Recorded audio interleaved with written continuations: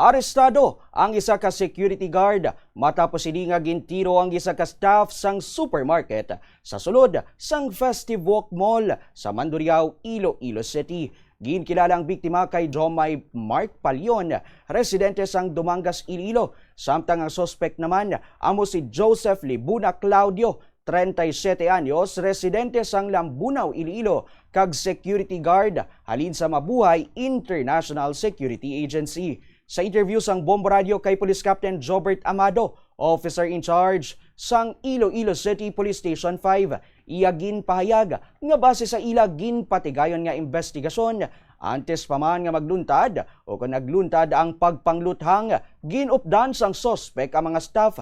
Lakip na ang biktima nga magaboy sang basura sa sagwa sang mall. Apang sang nagaistoryanay na ang pila ka staff na misinterpret sang sospek nga sa ang ginasturyahan kag ginakadlawan sang biktima kag mga upod sini, rason nga ginkumpronta niya ang biktima. Matapos nga nakabalik na sila sa sulod sang supermarket, ginpamangkot sang biktima si Claudio kung ano ang problema sini kag dito kag ginkuha sang gwardya ang iya armas kag gintiro sa dugan si Palion. Gilayon naman nga gindala ang biktima sa ospital kag ginpaidalom sa operasyon. Naibaluan nga nagsurrender ang sospetsado kag nagapabilin sa kustodiya sang mga kapulisan. Samtang posible manini nga magatubang sang kaso nga frustrated murder. Nagpamalibad ang sospek sa paghatag sang dugang nga statement apang nakamensionar ini nga hindi man sini hungod ang pagtiro sa biktima kag ginadugang pa sini nga wala siya nakahibalo sa natabo. Dugang pa niya nagahinulsol siya sa iya nahimo.